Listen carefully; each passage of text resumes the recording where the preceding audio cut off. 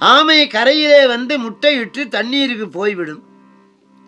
முட்டை இடத்துக்கு ஆமை வந்து சேராது. ஆமை ரொம்ப மெதுவான பிராணி. இருந்த இடத்துல இருந்தே அந்த ஒரு நாள் முட்டை இட்டோமே என்ன ஆயிற்றோ என்று சிந்திக்கும். சிந்திச்ச உடனே இங்க முட்டை வெடிச்சு குழந்தை. நம்முடைய குருநாதர் எங்கோ இருப்பார், நாம் எங்கோ இருப்போம். நம்முடைய சீடன் நன்றாய் இருக்க வேண்டும் என்று இருந்த இடத்திலிருந்து அவர் எண்ணுவார். இவருக்கு வராத கடன் வரும். மகனுக்கு பள்ளிக்கு அனுமதி சீட்டு கிடைக்கும். வருமான வரி கணக்கு சுமூகமாக முடியும். பெண்ணுக்கு வரன் கிடைக்கும்.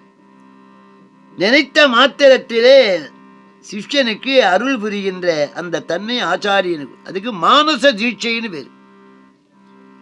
பறவைகள் தொட்டு குஞ்சு வரிக்கும், கோழி வாத்து. அப்படி குருநாதன் தன்னுடைய மலர் கரத்தினாலே மாணவனுடைய தலையிலே மார்பிலே கை வைப்பார். ஞானம் வரும். கடவுளை பார்த்திருக்கிறீரா என்று முரட்சி கேள்வி கேட்டார் நரேந்திரனாகி விவேகானந்த். தம்பியை பார்த்திருக்கிறேன், மார்பில கை வச்சார். அவருடைய யோக கரண்ட் பாஸ் ஆகிவிட்டு பேட்டரி சார்ஜ் பண்றார். காணாத காட்சியெல்லாம் கண்டு உலகத்தையே மறந்து ஆனந்த வெள்ளத்தில் அழிந்தினார் நரேந்திரன் விவேகானந்தராமார். ஆனாதான் கல்யாண காலத்திலே அந்த திருமாங்கல்யத்தை பெரியவர்கள் தொட்டு தொட்டு ஆசீர்வதிப்பார். தொடுவதனாலே நன்மை உண்டாகும். அதுக்கு பரிச தீட்சைன்னு பேர். பரிசும்னா தொடுவது. மற்றொன்று ஆச்சாரியன் கண்ணாலே பார்த்தால் ஞானம் வரும். அதுக்கு சற்று தீட்சை. அருணகிரிநாதர் ஒன்றுமே தெரியாத முழு மூடராக ஒரு காலம் திரிந்தார். ஆண்டவன் வந்து தன் பார்வையினால பார்த்தான். அவர் என்ன வந்தது அவரே சொல்றார். ஆணவ அழுக்கு அடையும் ஆவியை விளக்கி அனுபூதி அடைவித்தது ஒரு பார்வைக்காரன்.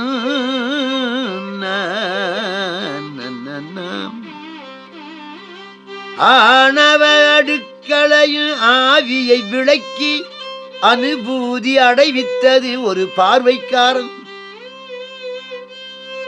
குளங்களிலே ஏரிகளிலே மீன் 1000 முட்டையிடும், குஞ்சு பொறிக்க. தாய் மீன் வந்து தன் அருள் பார்வையினால பார்த்த உடனே முட்டைகள் வெடித்து குழந்தைகள் வரும். தாய் மீன் இடையிலே போகும் சேய் மீன்கள் இரு மருங்கிலும் வரும். எதிரிலே வருகிற சிறிய மீனை பெரிய மீன் தின்னுவிடும். அப்படி பார்த்த உடனே இந்த 500 குஞ்சுகளும் பசியாரும். இப்படி பார்த்த உடனே இந்த 500 மீன் குஞ்சுகளும் பசியாரும். பார்த்து பார்த்து தன் குழந்தைகளை பசியாற்றுகிற ஆற்றல் மீனுக்கு உண்டு. பார்த்தால் பசியாருன்னு ஒரு பழமை. அப்படி ஜெகன்மாதா தன் கடைக்கண்ணாலே பார்த்து அகில உலகங்களையும் வாழ வைக்கின்றாளாம். கரை பொழி திருமுக கருணையில் உலகெழு கடநிலை பெற வளர் காவேந்திய பங்கிழி மாசாம்பவி தந்தவன். அவள் கடைக்கண்ணால பார்த்தா என்ன வரும்? தனம் தரும். அறிவில்லாதவனுக்கு பணம் வந்தா அணுக்குண்ட விட ஆபத்து. கல்வி தரும். ஒரு நாளும் தளர்வரியா மனம் தரும். இதையும் தாங்குகிற இதை இடுக்கண் வருங்கால் நகுவே என்பார் திருவள்ளுவர். போ காட்டுக்குன்னு சொன்னா மாற்றாந்தாயி. அப்பொழுது அலர்ந்த செந்தா மறையினை வென்றது அவருடைய திருமுகம். அறிஞர்கள் எதற்கும் கவலைப்பட மாட்டார். ஆகையினால ஒரு நாளும் தளர்வரியா மனம் தரும். ஒரு நாளும் தளர்வரியா மனம் தரும். நெஞ்சில் வஞ்சமில்லாயினம் தரும்.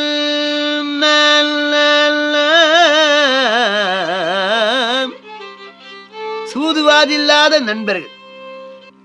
மீனாட்சியினுடைய அருள் பார்வை நெஞ்சில் வஞ்சமில்லாயினம் தரும்.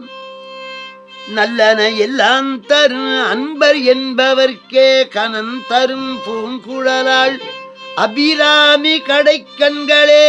ஏகாரம் திருநிலை. அந்த கடைக்கண்களே இத்தனையும் தருமானால் அவருடைய கரச்சரணங்கள் என்ன தராதுன்னு. தேவியை யார் வழிபடுகிறார்களோ அவர்களுக்கு எல்லா நலங்களும் எளிதாக உண்டாகும். தாயல்லவா. குழந்தைகள் தவறு செய்தாலும் தாய் மன்னித்து அருள்வாளி, அரவணைப்பாள். பால் குடிக்கிற போது அந்த குழந்தை பாலை கடிக்கும், அடுத்த பால் தருவார். ஆகையினாலே தாயில் சிறந்த தயாவான தத்துவனே என்பார் மணிவாசர். பால் நினைந்தூற்றும் தாயினும் சால பரிந்துனர். அப்படி அம்பாள் கடைக்கண்ணால எல்லாருக்கும் அருள் பாலிக்கின்றாள்.